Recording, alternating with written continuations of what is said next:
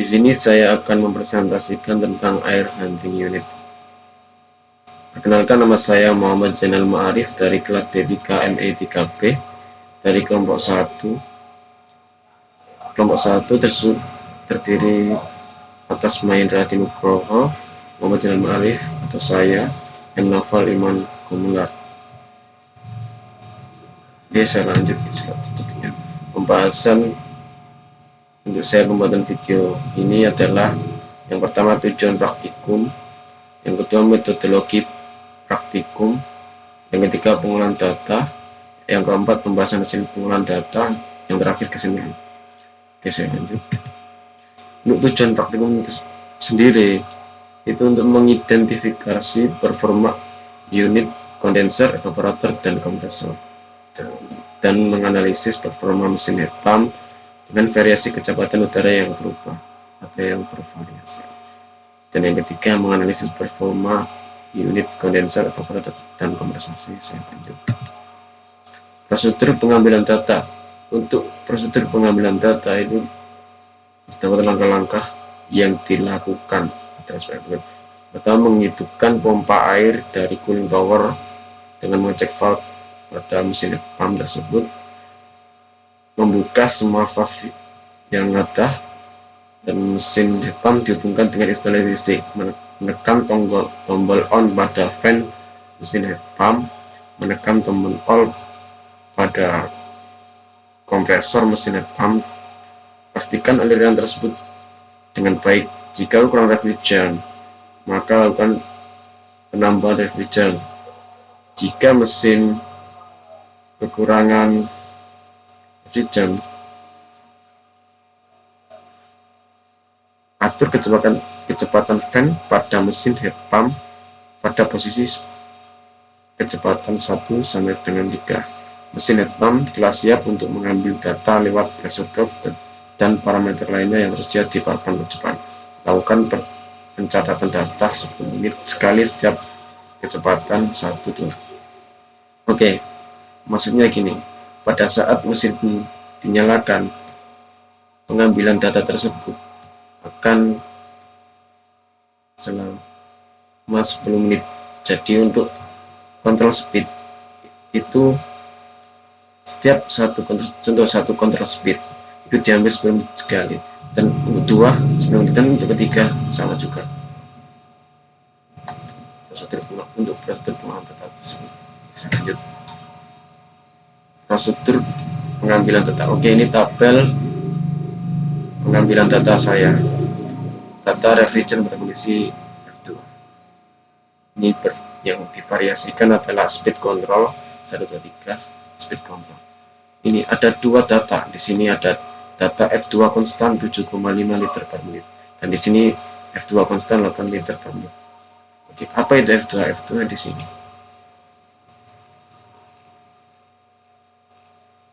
Oke, untuk F2 itu di sini posisi air pendingin dari kondenser untuk mendinginkan refrigeran yang keluar dari kompresor untuk dijadikan fase menjadi liquid. Untuk F2 itu untuk refrigerannya. Berarti F2 ini untuk mendinginkan yang keluar kompresor berupa fase superheated menjadi liquid. F2 nya ini fungsinya. Oke, saya lanjut. Ini datanya. Pengolahan data. Untuk pengolahan data ada beberapa langkah, yaitu 1. Menentukan volume F volume spesifik ini untuk menentukan untuk refrigeran. Oke, saya lihat untuk cara perhitungannya. Untuk menghitung volume spesifik, untuk menentukan volume spesifik, yaitu saya menggunakan software ES. Dengan menggunakan software ES didapat volume spesifik 0,0 sekian ini. Oke. Kenapa ini harus titik 7? Dikarenakan titik 7 ini posisinya berada tepat di alat ukur flow meter yang tersedia di mesin heat pump. Bagaimana cara menentukan ini di software ES ini? Saya kasih contoh. Untuk itu kita harus mencatat ini tidak dulu ya, biar tidak masuk perhitungan. Oke, di sini T7 temperatur sekian. Di sini X sama dengan 0. Kenapa X sama dengan 0?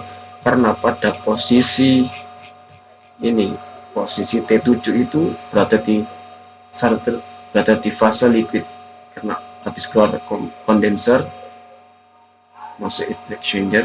Exchanger itu ini T7 berada di fase liquid, maka dari itu saya titik 7 perlu untuk ditentukan volume. Oke, saya cari.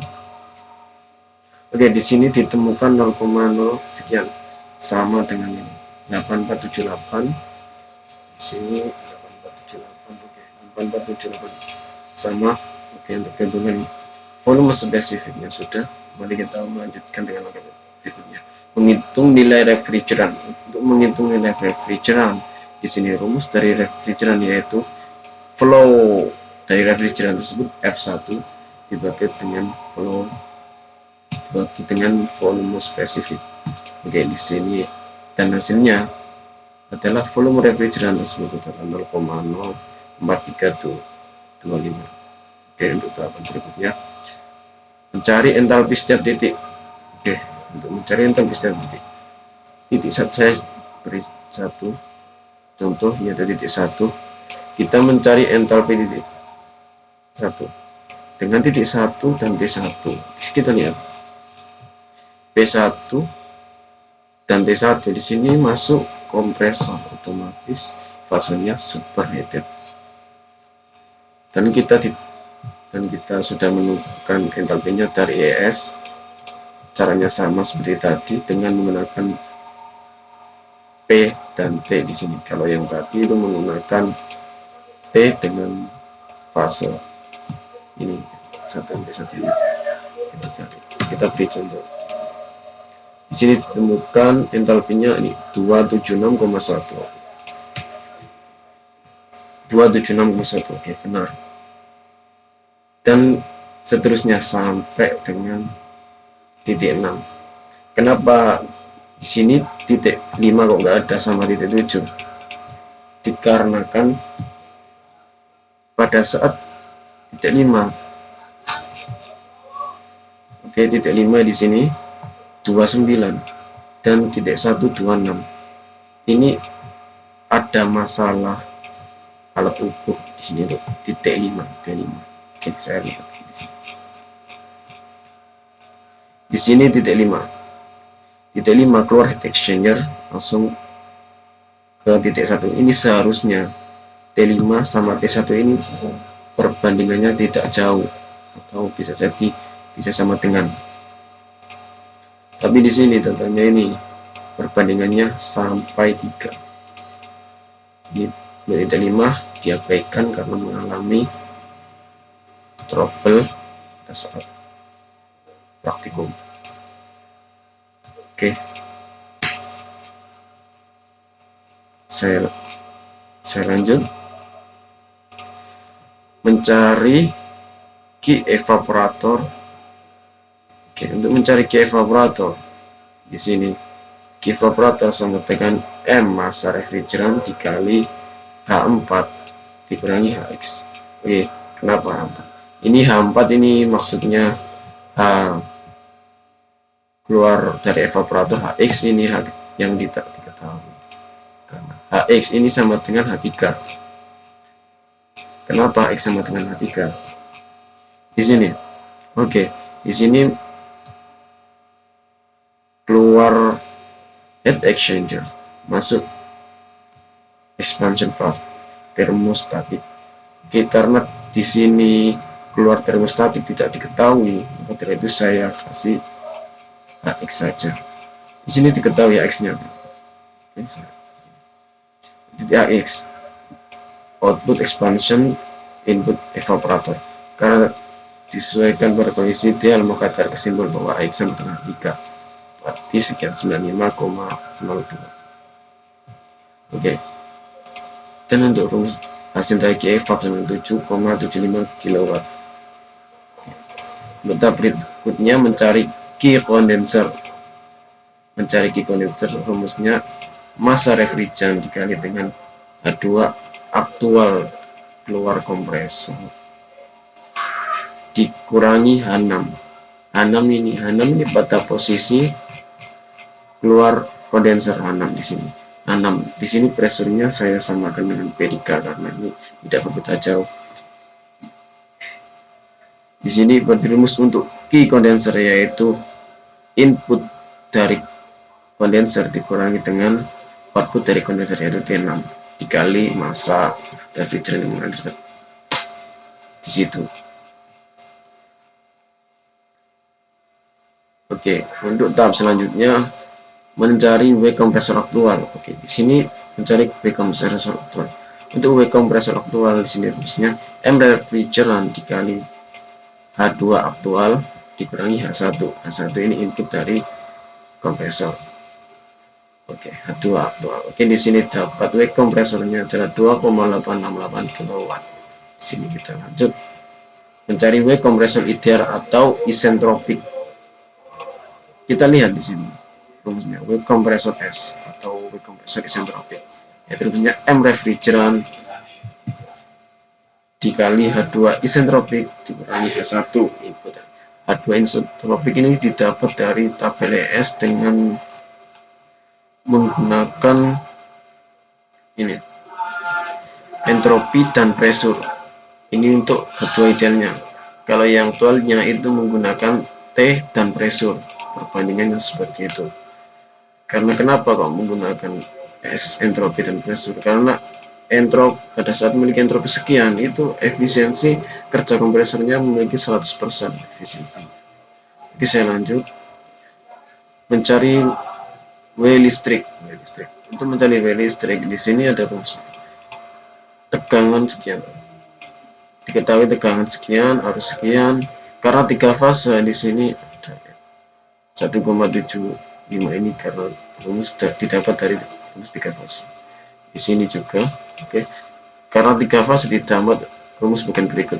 W listrik sama dengan F tegangan kali arus dikali F3 ini karena 3 fase dikali gas.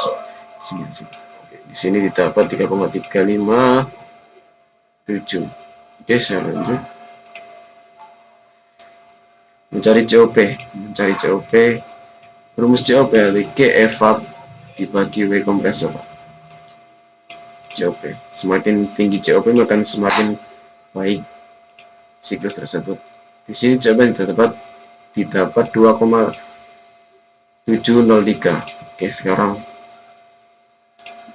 mencari efisiensi kompresor listrik. Untuk mencari efisiensi kompresor listrik didapat rumus W kompresor aktual. Kenapa kok nggak pakai yang W kompresor isentropik? Karena pada saat praktek yang untuk mencari W kompresor listrik itu keadaannya yang real dalam lapangan, itu nyata. Oke, saya lanjut. Di sini didapat 5,41%. Saya lanjut mencari efisiensi kompresor isentropik atau pada saat kerja kompresor tersebut berada dalam 100%. Mencari efisiensi isentropik di sini rumusnya W kompresor isentropik dibagi W kompresor aktual. Di sini dia aktual didapat 65,31 untuk kerja kompresor isentropiknya. Bisa lanjut. Oh ya, di sini data-data entalpi setiap titik H1 sekian, H2 aktual sekian, H2 ini sama dengan H2 ideal atau isentropik ya. H3 sekian, H4 sekian, H6 sekian. H5 tidak saya kasih di sini karena terjadi problem pada alat tersebut. Untuk yang data entalpi pada kondisi 8 liter sekian. Oke, saya lanjut.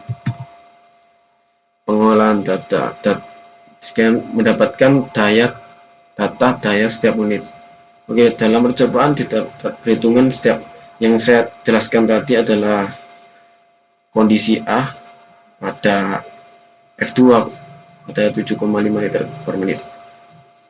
Kalau dikalkulasi semua adalah mendapat tabel berikut. Oke, untuk data hasil analisis pada kondisi 7,5 liter per menit. Oke, di sini evapnya sudah didapat kondisi ABC. Untuk W kompresor aktualnya sudah dapat, W kompresor SS isentropik atau sudah dapat. PC wake elektriknya sudah dapat wake condenser. Oke, dan lanjut dan seterusnya. Oke, lanjut. Oke, kita lanjutkan ke pembahasan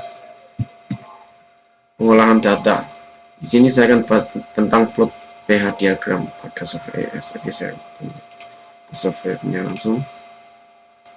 Oke, di sini diketahui T1 memiliki temperatur 26. Kemudian untuk presurnya di sini presurnya 1,6 untuk bar absolutnya. Didapat seperti ini tabelnya.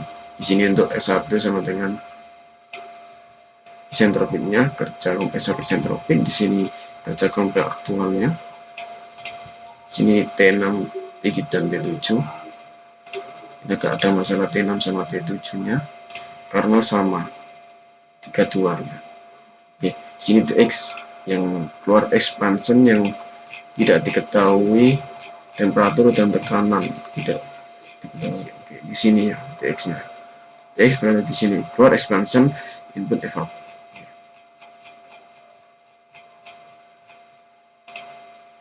Didapat seperti ini. Oke, ini kenapa H5 tidak saya pakai atau T5 tidak saya pakai pada saat upload di sini. T5 berada di sini, sangat jauh sekali T5. Tidak sesuai dengan data itu, pasti ada kesalahan pada alat ukurnya. Oke.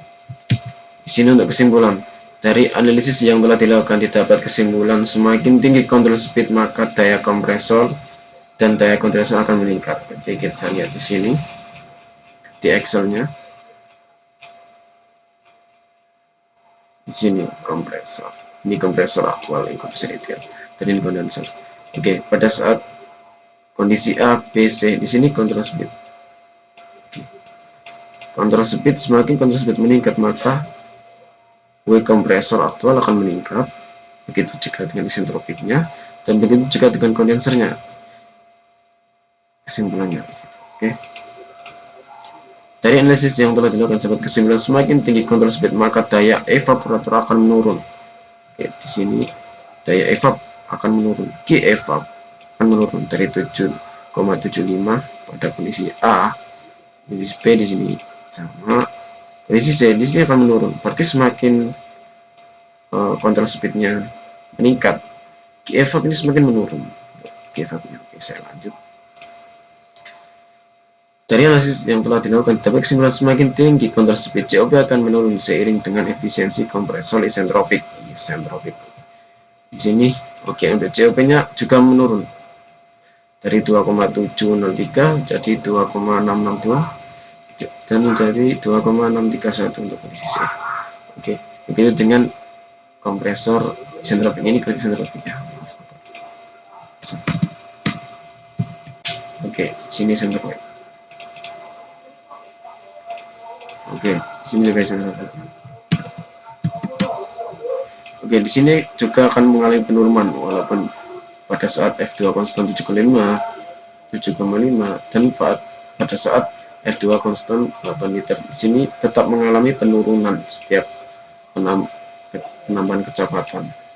Saya lanjutkan.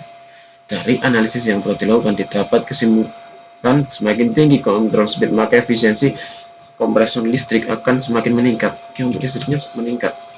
Kita lihat di sini. Oke, untuk sini semakin meningkat. Pada kondisi A dia memiliki efisiensi kompresor listriknya 85,41 dan kondisi B meningkat 86,7, kondisi C meningkat lagi 87,48. Begitu juga dengan 8 liter per menit. Oke, di sini semakin meningkat. Kesimpulan sebagai berikut. Oke, terima kasih, hanya sekian dari saya. Bila ada kesalahan saya akan evaluasi. Terima kasih, sekian dari saya. Wassalamualaikum warahmatullahi wabarakatuh.